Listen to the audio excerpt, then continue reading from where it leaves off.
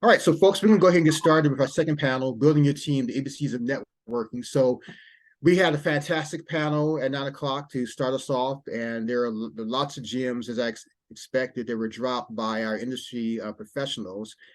And so I'm looking for a lot more. And the beauty of being able to facilitate events like this is that you anticipate getting a certain level of information from the industry professionals you invite, because you know they've had a lot of experience, they have a heart for helping students, and they just have learned a lot too. But it never ceases to amaze me what more I get beyond what I anticipate too. So that's the fun about doing this. And so I just know that our students, no matter what I say or do, our students are going to benefit strictly because of the professionals we have here too. So let's go ahead and introduce our next panel. So first I'll introduce Ben Odom. He's the Vice President of Business and Legal Affairs for NASCAR. And Ben, good to see you again, and thank you for your continued support of my projects. Thank you, Ron. And then we have Linda DeAmpert. She's the Director of Studio Environmental Health and Safety for the National Football League, and she has a very different and interesting role, something that we probably aren't familiar with as well. So thank you, Linda, for all you do for the safety of the employees where you work, and thank you for your continued support as well. Welcome. And then Paul Lockwood-Corus, he's the Director of Consumer Products with Growth Operations for Major League Soccer, and Paul was one of our guests last year. So Paul, are you on by chance? I'm here. Good morning. Okay, great, Paul. Thank you. Thank you for joining us again. And then we have Ray. And Ray, I should know your last name. So I'm probably going to butcher, but Ray Darabigi, is that correct? Oh, that's close. It's Dara BG. So you just say Dara, and you remember the Bee Gees for the old school demo? Yes. Dara BG, that's it. Love the Bee Gees. I will not forget after that. Love it. So Ray Darabigi. And so Ray is the Vice President of Guest Experience for San Diego Padres. So this is our first time having Ray on one of my panels, but Ray has been very supportive of some of my previous work and definitely an avid fan. And I have to say, he's an SC alum and loves SC too, but Ray's a great supporter of helping the next generation of industry talent. And then Stephanie Decker, who's the Vice President of Sports Bridge for training for Adidas. Unfortunately, she was not able to make it due to an emergency. So I'm sorry we're not able to have her. And then next we have Tom Kuhn, who's the Vice President of Corporate Partnerships for the PGA Tour. And Tom's a repeat panelist, and Tom's been on, I think, several of these panels. So Tom, thank you again for coming on, your continued support. And just make sure, Tom, you're in the room, right? Yep. Hi, Ron. Good to see you. Good to be back. Okay, terrific. And then last but not least, Jana Namkum, who's a Senior Manager of Entry-Level Campus Recruiting for Fox Corporation. And Jana's a good friend. We go back for a number of years, and she's been a very avid supporter of the work that we do too. And so certainly students, if you're looking for an internship, Fox Sports has a lot of opportunities throughout the year. And so Jana is definitely a great resource for that too. So panel, thank you again for showing up and anticipating what you're going to offer our students. So I want to first of all ask if each of you could just briefly give a summary of your job role. It doesn't have to be extensive. Just briefly tell us what you do. So Ben, let's start with you. Hey, thanks, Ron. Nice to meet everybody on here. As Ron mentioned, I'm Vice President of Business and Legal Affairs for NASCAR, and have been in that role since 2020. And essentially, kind of function in the legal department, some contract review, a lot of special projects, a lot of governance. We're involved with the ownership of NASCAR and compliance with NASCAR, and compliance with both their internal charter and their management of the teams, management of the drivers, management of the rest of the industry. So kind of touch a good bit of regulatory governance, and then also some land use and development. Thank you, Ben. And Linda, if you wouldn't mind going next. Sure. Hi, everyone. Happy to be back. My name is Linda DeAmpert. I am the Director of Studio Environment, Health, and Safety. This is a new role for the NFL that took place probably about 5 or 6 years ago.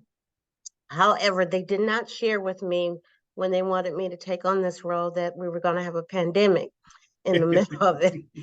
So my day-to-day responsibility is really on the risk management side, making sure that we stay in compliance with our federal and state regulatories, our workman's comp case, all of our training, and making sure that everyone in our building is in a safe environment with security and facilities.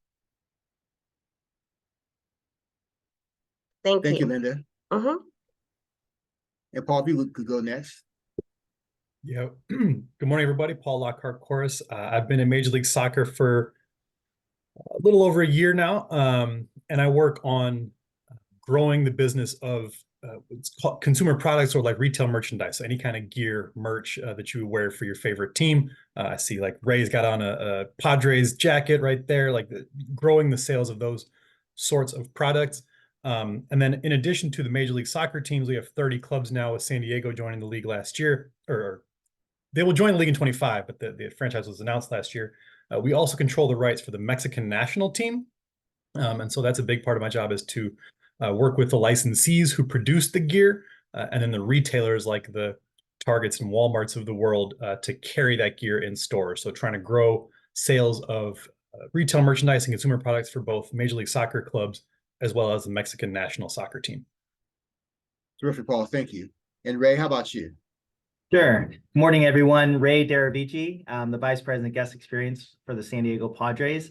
I've been in this role about a year now, but I've been in sports and entertainment for over 17 years in the NFL and NBA. Super excited to be here. My key responsibility areas, I'm in charge of the entire game day experience here at Petco Park.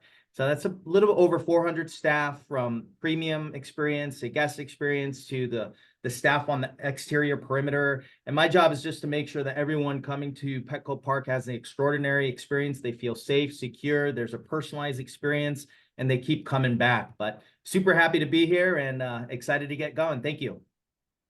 Certainly, Ray. Thank you. And Tom, how about you?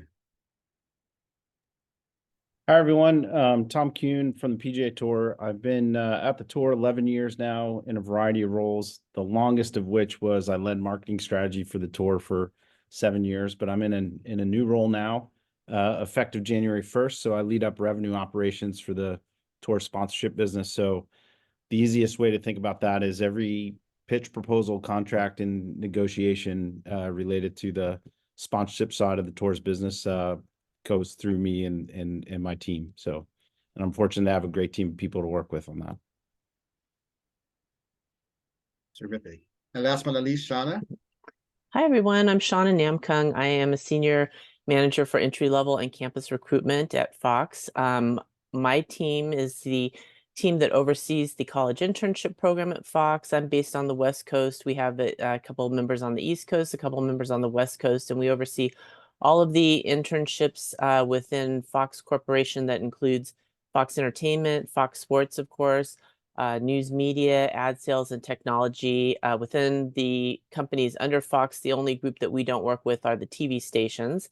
We're getting ready to welcome about 179 interns for the spring, which the class is going to start next month, February 12th, but we are still recruiting for our summer class. In a few minutes, I'll drop the link in the chat box in case you're interested in a summer internship. Our applications will be open until February 11th, which I also call Super Bowl day. So happy to be here. I've worked with Ron, as he mentioned, for a number of years. I've been at Fox now almost 4 years. Before that, I was at another company where I managed an internship program, and we've been together for I don't know how long now, Ron, but it's been a while, and I'm just really happy to be here today.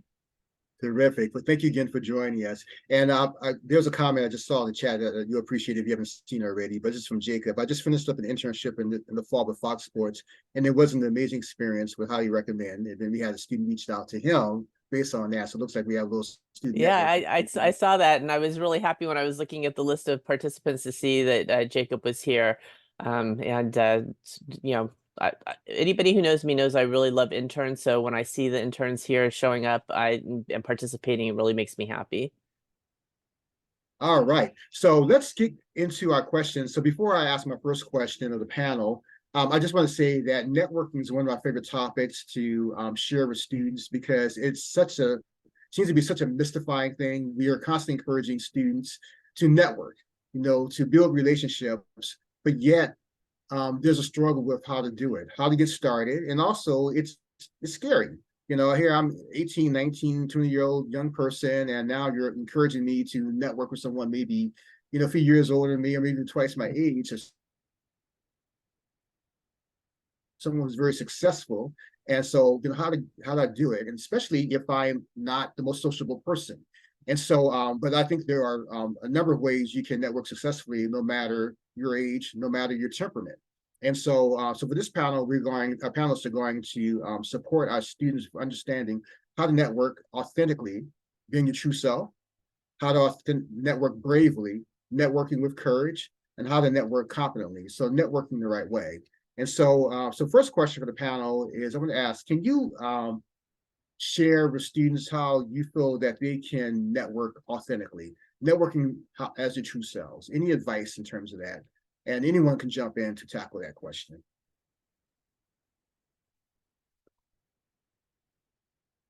Hey, Ron, I'll start this. I love this question. I think the biggest thing is really understand who you are as a person and what's your why, right? What's your purpose?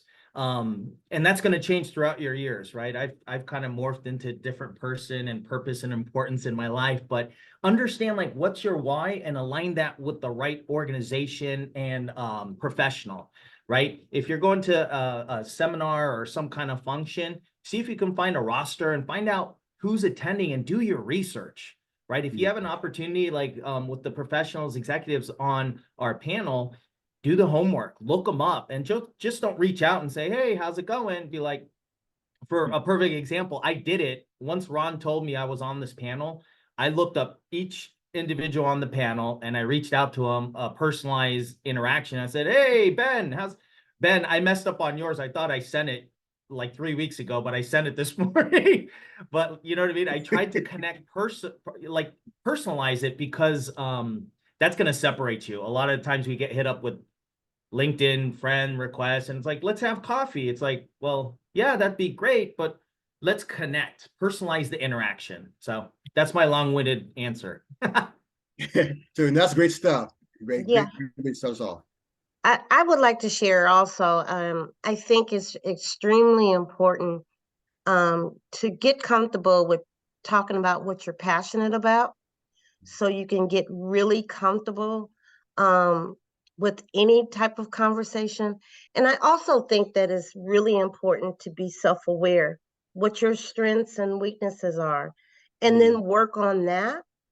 I think is extremely important because that helps you to become your authentic self, and you gain confidence when you can really share what you're passionate about, what you're really into, and it gets you to loosen up a little bit, and very helpful to talk to senior level executives, your peers, whoever that may be, that you can have a conversation and take it to the next level. So be self-aware, be passionate about Terrific what stuff. Anybody else want to weigh on that? want to do.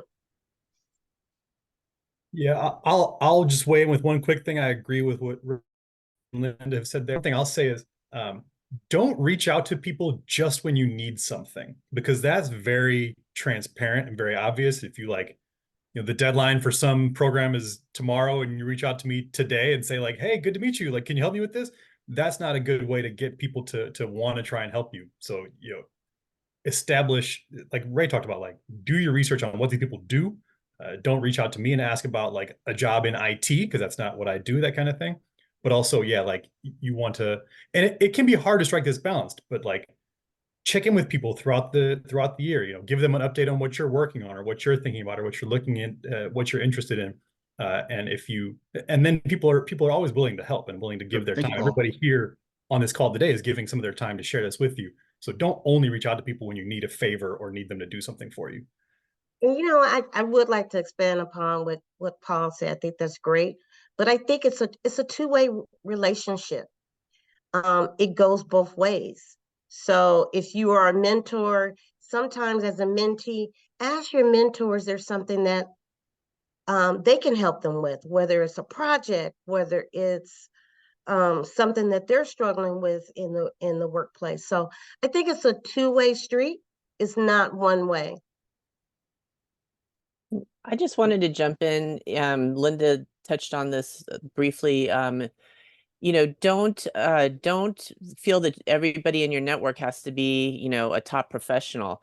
You have a lot of peers that you're going to school with right now, or you may be interning with, that are going to be great connections to have going forward. So don't disregard, anybody that you have an opportunity to network with, whether it's, somebody who like myself, who's a recruiter for a college internship program, or one of the other professionals here, but also your peers. I saw, when Jacob mentioned about the internship program, another attendee said he'd like to connect, or he or she, I don't remember the name, but that's a perfect example of a way to network and connect in a really organic type of way. So keep those opportunities, fresh as well, because you never know, the person you're interning with might be somebody at a company you want to work with, down the road.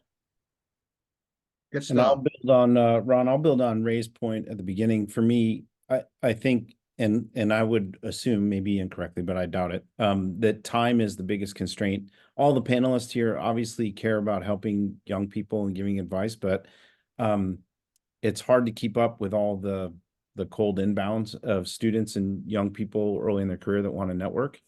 So to build on Ray's point earlier, if time's the constraint, to me, doing that pre-work is important. And if someone approaches you and says, hey, they've done enough pre-work either about your organization, your role, or your background, that they can be specific around, I'd love to connect and learn more about this from you, and they can be specific around where you can help them, it makes it a lot more efficient for us, those of us that people might be trying to network with, versus someone that just says, I'd love to connect and hear your story, or because then it feels more like, well, it's going to take more time to help that person even understand what their questions are. So I think especially like LinkedIn type networking, that's helpful until you get to like in-person conversations can be a little different, like a lot of the panelists said, because you can go to a different level of depth. All right, great, good stuff. So any other advice on networking authentically, like your true self, before we move on? All right. So if not, I'm gonna do a quick recap of what I heard. So starting off, understanding who you are as a person and what your why is, and then really aligning that with the professionals, organizations that you look to link with. Doing your research, as was mentioned, doing the pre-work, making your connections personal, personalizing your outreach, being comfortable with what you're talking about, so that no matter who you're speaking with, that you're comfortable with the topic and the conversation, being self-aware, and where your weaknesses and strengths, and being able to work on those weaknesses and being passionate about what you do.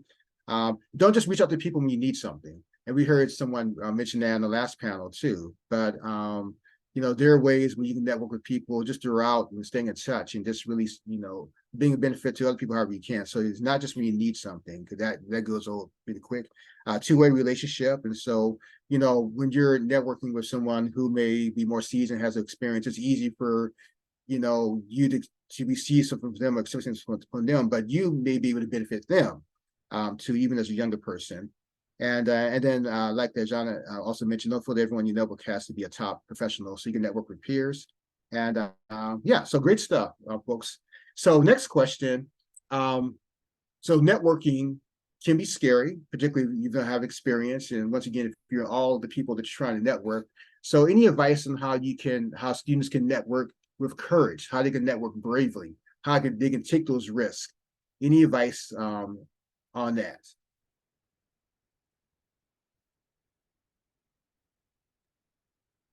Anyone can jump in on that. Hey, Ron, I'll jump in. So this one, it's very similar to the first question. I think the main thing you want to do is do your homework. Know what you're striving for. To Paul's point, you don't want to talk IT with him. You don't want to talk like analytics with me, right? So it's a little bit you have to know your audience. And if you understand your purpose, your why, you can really identify certain people. And Zana, to your point, it doesn't have to be executives, professionals. It could be people in your cohort at your school. It could be colleagues in your work. It could be at church. It could be anywhere. But if you understand your why, you can be more purposeful in your interactions with that individual. Therefore, you'll be more confident. You're not going in there talking about IT stuff because that's not your forte, and that's not the other person's forte. So they're feeling weird. You're feeling weird. Let's stack the deck in your favor. Do your homework. But it's very similar to the first question, but really do your homework and figure out who you want to talk to.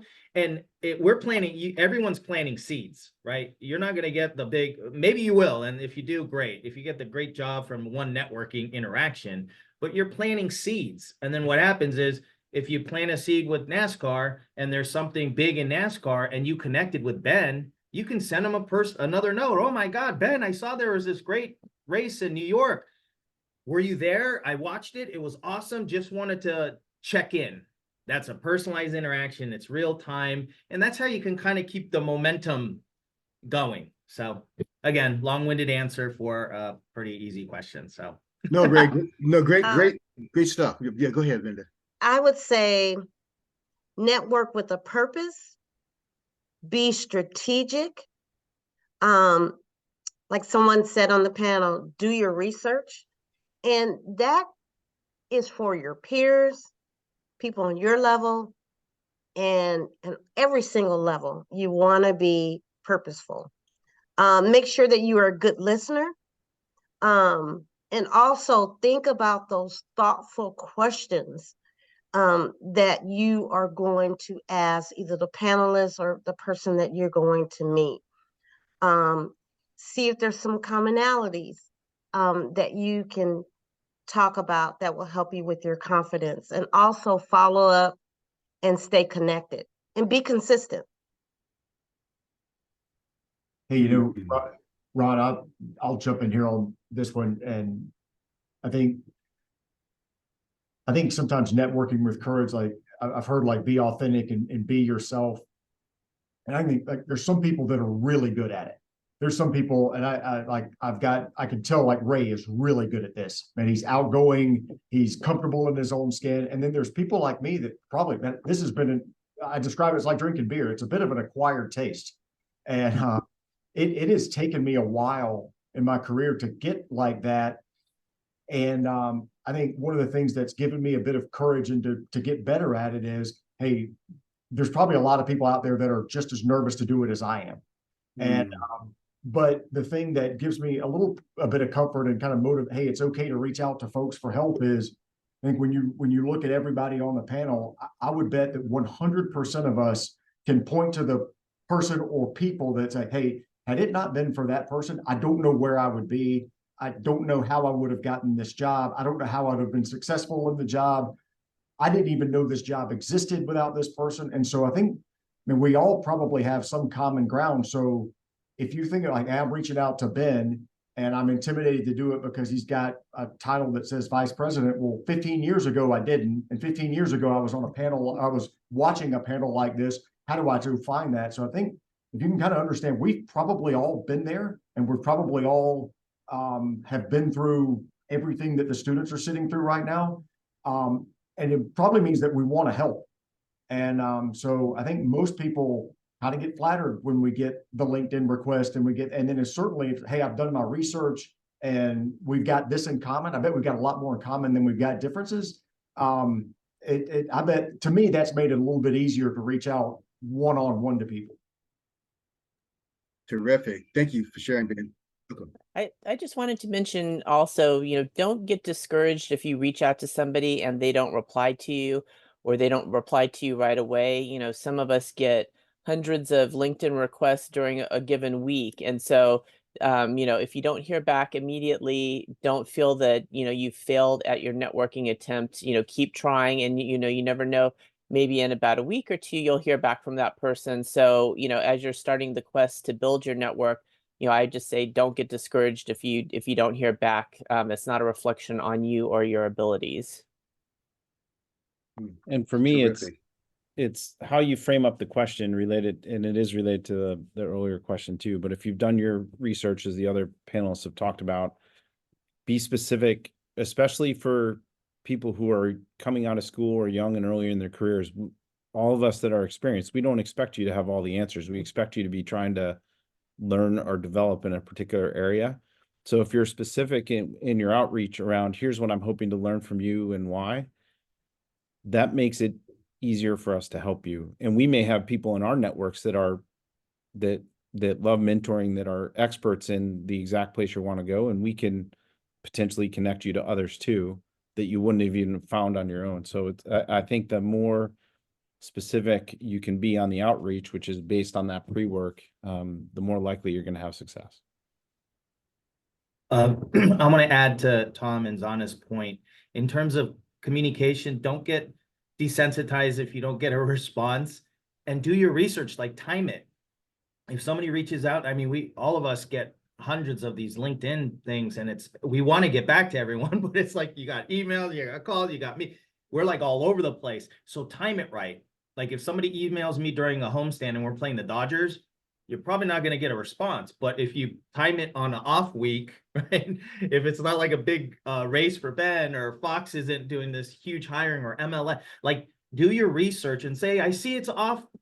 It's in between races. Like do your research so the other person's like, okay, this person's not just Googling it. They're digging a little deeper. And that may help you kind of connect with the person. Maybe not the first time, but perhaps the second time. Great stuff. So let me do a quick recap before we get to our next question. So some of the things, so do your homework, do your research. So Ray, one thing I've learned about you is that research is extremely important. So that's my one takeaway for you too. And it's critical. And that research too, and I was going to add to it, that research and preparation is going to help to build your confidence too, because you're going to feel like, okay, I have a little bit better idea of what I'm talking about too. So doing that homework, doing that research, of course, once again, understanding why, personalizing your interaction, networking for purpose, being strategic, making sure you're a good listener. And I love that was shared too. So it's just not about talking, but really listening and hearing, asking thoughtful questions, and understanding too that the professionals that you're reaching out to have been in your shoes prior. So they weren't always where they are now. So they had maybe their nerves and jitters. They had to learn how to develop their network. They had to learn how to be courageous and be authentic. And don't get discouraged if you don't hear back from professionals. They're busy, but continue to reach out. And you know, it matters how you frame the question. So being specific about your outreach, and then timing your outreach too. And so I think that was also terrific too, is, you know, knowing when to reach out to professionals so that you have a better chance of getting that response. So students, I'm going to ask the panel one other question. So I want you to start to think about questions you have, and I think there probably are some questions in the chat already. So continue to add to the chat, continue to think of questions you want to ask audibly. And panelists, I'm going to ask you, because I know there are a lot of questions that students have. If you see questions in the chat that you can answer, feel free to address those questions to the best of your ability, so that way we're getting as much as we can. So last question to ask the panel before we open the floor up for questions from the students is, we've heard a lot of great advice about how to network, but I wanted to find out, is there anything that you want to share with students as an absolute networking do not, and networking don't? Is there anything that you could think of that maybe haven't covered that students should absolutely not do when they're trying to network with professionals in sports? And if not, we'll move on.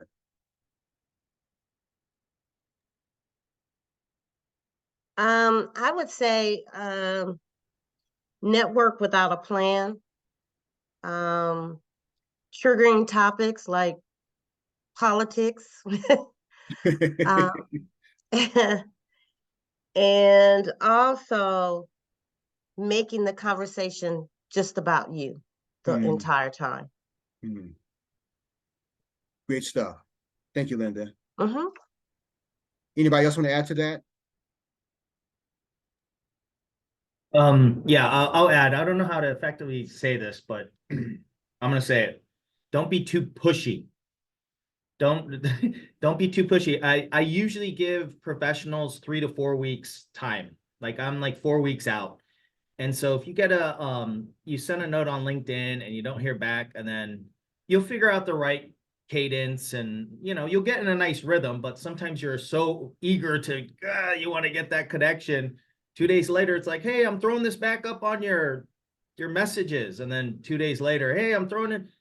You don't want to get typecasted as well. So maybe give it a couple weeks, time it right to my other point, figure out what's going on in the other individual's life to the best of your ability using, the internet. And just don't be too pushy, because you don't want to get typecasted as, oh, this person's just trying to check a box. You want it more authentic and genuine. Like, hey, I reached out last month and I saw you guys are busy. Perhaps you might have some time to hop on a phone call. I'd love to learn more. I saw that you traded Juan Soto, and I'd love to learn how that affected your business. I don't know. I don't know if that makes sense, but I really wanted to say that just because our panel, we get hit all the time, guaranteed. And sometimes you see it and you're like, gosh, I wish this person would just pump the brake a little bit. I got so much stuff on my plate right now. And then you don't want the other person to typecast you. So go Yankees. Sorry about Soto. It's all good. It's all good, man. All right. That's all I got, brother. I tell No, you, Ray, Ron, that absolutely makes sense. So thank you for adding that.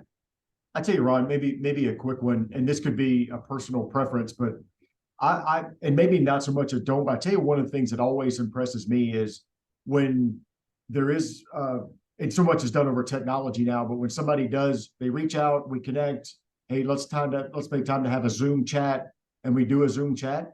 Like, I think it's helpful if you kind of, in your research, plan out what's your environment for that chat.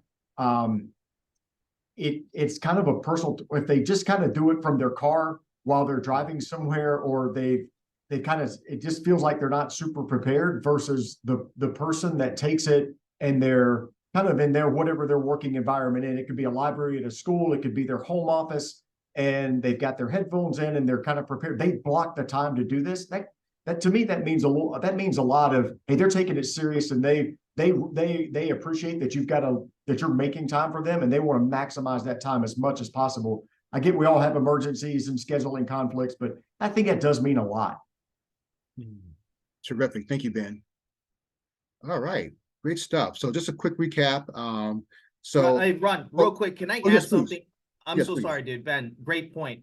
How you show up is huge. How you show up. So when you interact with the person, holy smokes, to Ben's point, Absolutely. if you have a call and you're like disheveled, what's your time management like? Perception's reality. Let's be real. They don't know what's going on in your life. And so how do you show up? Have a game plan. Like, look polished, be prepared, because this is your time to shine, and you get one opportunity to wow the person. And if you're in your car, like, I get it, we all get it, life happens, and we're willing to give an audible at times, but if it's important, you'll find the time. So remember, it's how you show up. What's your brand? Because the other person's gonna be like, all right, Ben Odom, he's ready to rock and roll. Or, gosh, that Ray person, he was like in his car, he was like all over the place. I don't know if he's the right person. Great. And I think that is so important, especially in this young generation. Figuring out how you show up and everything that you do is so important, especially in our industry, because it's so competitive. So it is extremely important how you show up and how you present yourself. Thank you. Any other adds to that question? Some great stuff you guys have shared. Anything else to add before we move on? All right, so let me just do a quick recap. So in terms of don't come in networking without a plan. Don't talk about politics, especially the last several years. We're such a close size environment. And not making it just about you. So as someone mentioned, it's a two-way street. It's about both parties. Don't be too pushy. And I liked to, Ray, that you gave like a good reasonable time frame, 3 to 4 weeks, because sometimes students were asking me, when's a good time for me to follow up? So I think that 3 to 4 weeks was a helpful time frame for students. Planning out your environment for chat, so whether it's Zoom or phone, but planning it out so that the professional you're talking with or communicating with knows that you're prepared, you're ready, you're taking it seriously. And it goes along with what was shared by at the end, how you're showing up. That's huge, and it's important because it's a competitive industry too. So some great stuff, folks. So at this point now, I'm going to open the floor up for our students. And students, you can put your questions in the chat if you haven't already done so. If you take yourself off mute and ask your question audibly. And panel, once again, if there are questions in the chat that you feel comfortable answering, please feel free to do so. So let me just, if any of our attendees have a question they want to ask audibly, feel free to do so. If not, let me just go ahead and check the chat here. And Ray, thank you for letting us know the Padres are hiring. Let's see here. Okay, looks like some of the questions have been answered already. All right, so students, recent grads, any fresh questions at all? Okay, I see a question for Ray and Tom. So where's your journey like breaking into the industry? If you go back, and I think anybody can answer this, but this question is specifically for Ray and Tom, and this is from Joseph. What's your journey like breaking into the industry? If you could go back, knowing everything that you know now about your job, what would you do differently? So what would you do? So Ray and Tom, is there anything that you would do differently in your career journey? Well, for me, it's funny. Kudos to all of the people in attendance for this, to this panel, and Ron, all the work you do, because I didn't pursue sports straight out of school because I didn't think I had a background to get into them, and I went into work in the consumer products industry. But fortunately, I got some great career advice while coming up through in the consumer products world, which is find a few executive recruiters that you can trust and build a relationship with them. So the way I got into sports was actually through executive recruiting relationships, through networking. And one of those people I had a relationship with found out about the job at the tour, knew it would be of interest to me, and made the connection. So it's not the more direct route that we're talking about here, which is finding people within sports already and build your network with them. But networking was still key to getting me in. Of course, if I had to do it over again, because I think we all agree on the panel, sports and entertainment industries are really hard to break into because there's so much interest in them from people across the board. So it's very competitive. I would have done what the attendees here are doing. I would have started much earlier. I would have really listened to people who had made it into the industry and taken that advice to heart.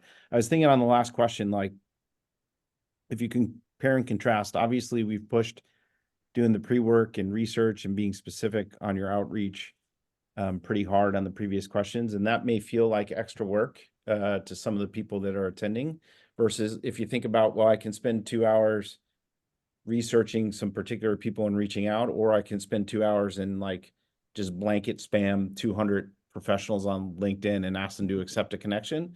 And I would argue that, or my advice would be, really focus on quality over quantity. There's no, in professional networking, it's not who has the most followers, it's the quality of the connections you have. So I would say you're much better off, the student or young professional that finds 2 or 3 people in an industry they're interested in that are willing to share their time and advice is way better off than the student or young professional that has 200 people connected on LinkedIn to them that they don't have any true connection or dialogue with. So Perfect. Thank you for that, Tom.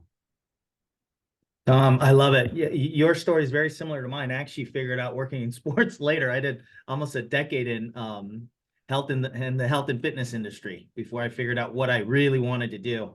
I was making really good money, but I wasn't truly happy. And that's why I really focus on the why, because you can make X amount of money, but if it doesn't align with who you are as a person, that money's going to go away. It doesn't matter how much money you make. One thing to answer your question, I wish I would have known is the chief marketing officer at the LA Dodgers, who hired me way 17 years ago, he said, "You're always being scouted."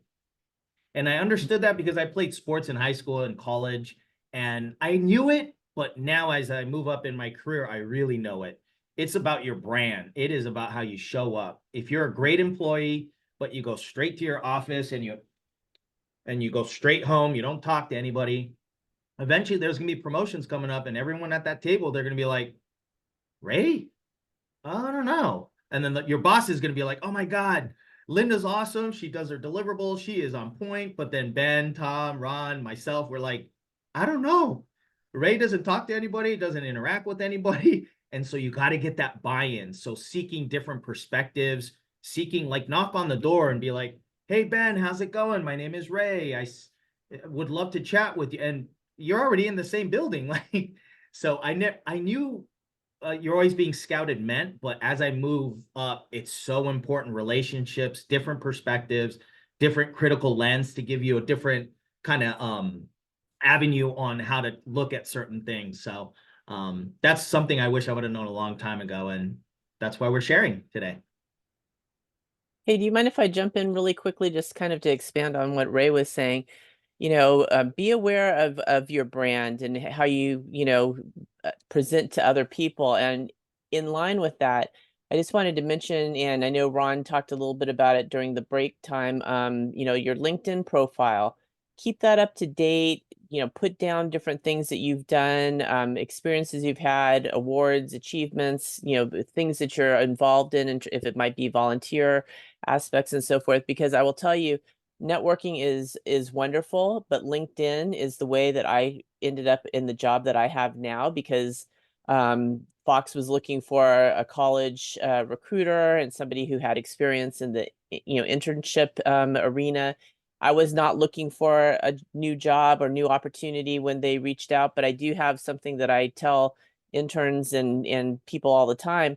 Take the call, even if you don't think that you want to be in this position. You don't know what you don't know. And so I took the call, and it ended up being a great opportunity. And while I wasn't planning to ever leave my other job, I ended up here. So be open to different opportunities. And when people reach out to you with opportunities, even if you think that that's not what you want to do long term, it may end up leading to something that you didn't know was in your future.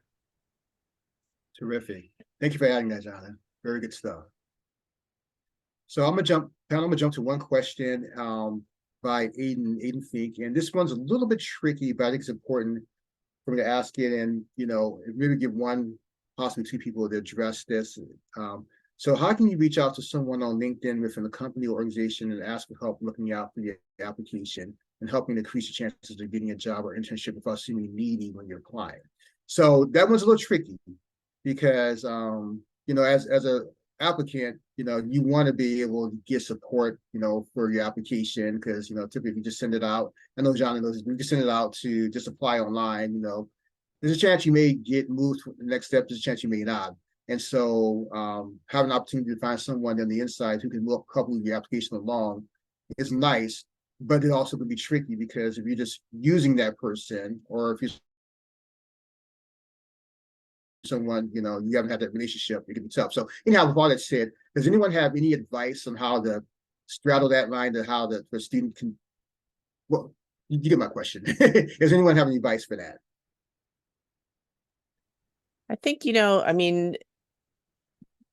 you just have to realize that, for something like Fox internship program for the summer, last summer we had over 19,000 applications for about 267 roles. So, don't give up if you apply, you're a sophomore, rising sophomore, you apply and you don't hear back. I've had, students that have applied, 2-3 times, and it's the right time, they get the opportunity, and so forth. But there's no harm with, reaching out to people that are recruiters that are on the campus team, if that's what you're looking for. And just, saying hello, just, standing out a little bit is not going to hurt you. But just, I will say, when you're putting your applications in, make sure your resume is free of typos and errors and so forth, and have a cover letter that really kind of introduces you and shows your personality and why you'd be a good fit for the role. And that will help, because a lot of times, our application process is that we ask for a resume and a cover letter. And there are tons of people that don't put the cover letter in. We will still consider them, but if I'm in between 2 or 3 candidates and somebody has a good cover letter, in addition to the resume, and followed the instructions, that's going to set them apart. Terrific. Thank you for that. All right, I'm trying to find one. We're near time. I'm trying to find, there's one other question maybe we can address. Let's see. Okay, here's an interesting one. This one is from Nathan. Thank you for taking the time to speak with us today. Beyond established networks such as Handshake and LinkedIn, could you recommend alternative platforms or strategies for direct engaging with hiring managers within the sports industry? Does anyone have an answer for that question? If not, we'll move on. I think the only thing I could really recommend is, maybe looking into some different professional organizations, or things that align with your interests, and perhaps, establish relationships within people in that same organization. Okay, great. I tell you, Ron, I'd reach out to your university's alumni association There you too. go. I think it's super helpful to Yep. find. I mean, I'm a Florida State guy, and they've been super helpful with being able to say, hey, here's another Florida State guy that's in your industry, and you may want to read and making the introduction for me. So as a guy that's not super comfortable reaching out, having somebody reach out and make the connection for you has been awesome. But I found alumni associations are super helpful with that. Terrific. All right, so let's take maybe one last question and then we'll wrap. So this question is from Maddie. How have you all managed to find a balance between your work life and personal life? I know at times in this industry it can be very tough, but I love hearing others' advice. So anyone want to just help Maddie with life and personal life, particularly in a very competitive, very challenging industry?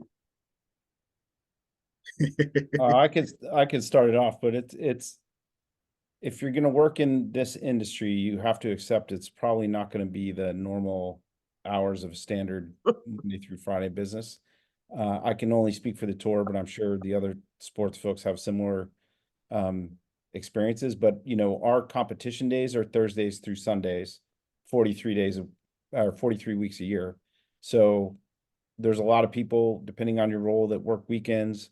We're a global entertainment business essentially, so we have people that will work overnight to cover other regions, and work year round depending on your role. And there's also roles where people are on the road the majority of the year depending on the role they play within the company. So you really have to understand that lifestyle to come pursue these jobs as well. It's all part of the equation when you look at whether or not a career in sports or in entertainment is right for you.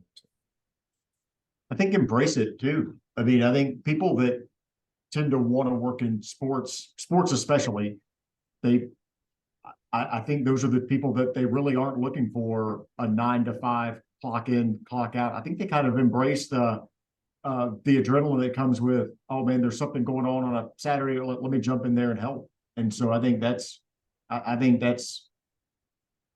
part of the fun of working in this type of industry is you tend to find yourself a bit more around like-minded people that kind of enjoy that as well. And so I'll go out on a limb, but I'm positive that Ray gets texts and emails on Saturdays and Sundays at 8 or 9 o'clock at night, and I'm pretty sure he sends them out, and I'm pretty sure he responds. And that's just kind of this world. And I prefer that as opposed to producing widgets and signing off at 5 and not really thinking about it again until 9 the next Monday. I want to share my story. So mine's interesting. I have 4 kids, 8 years old, 6, 5, and a 6-month little girl. Wow. I work like this, like our panel, we work all the time. It's really about work-life. I don't even call it work-life balance. I just call it work-life harmony, right? You have 81 games in baseball. You got 11 games in football. You got 40 some odd games in basketball. There is a schedule. And so if you make it a priority to balance out your personal life to some degree, right? Like Ben's point, we're on emails, we're texting, I'm go all the time, but I'm also at my son's Little League games. I'm also at my daughter's soccer games, and I talk to my boss and he knows it's a priority. So I think it's good communication, but understanding, to Ben's point, like, it's professional sports and entertainment. We're on the go all the time. If we make a mistake, we could be on the national news, ESPN. It's happened to me in the past, unfortunately. But it's really understanding this isn't a 9 to 5 job. And the younger demographics, sometimes, I don't want to typecast, but they kind of get in and they're like, hey, did you meet Giannis over at the Bucks? It's like, no, my job's to make sure Giannis's job is easy. It's seamless, right? So understand it's not a 9 to 5 job, but there is balance. I mean, I have 4 kids and I'm present at home, but this is a different industry. So you have to understand you're not coming into a 9 to 5. Please know that. Great stuff. All right, well, folks, we're a little bit past time, so we're going to wrap. And so once again, fantastic information delivered by our panelists and students. Once again, hope that you were taking notes. And panel, the students have in their conference guide, which are provided to them, your links to your LinkedIn profiles, and so they have an opportunity to look you up and reach out. But if any of you want to share your email address in the chat, feel free to do so. You're absolutely not obligated to do it, but if you want to do so, feel free to do it as well. But with that, I just want to give a very big thanks again to Ben, Linda, Paul, Ray, Tom, and Jonna for just taking the time to participate in this panel and also for all that you shared. There was a wealth of information. So thank you again, and I look forward to being back in touch again down the road.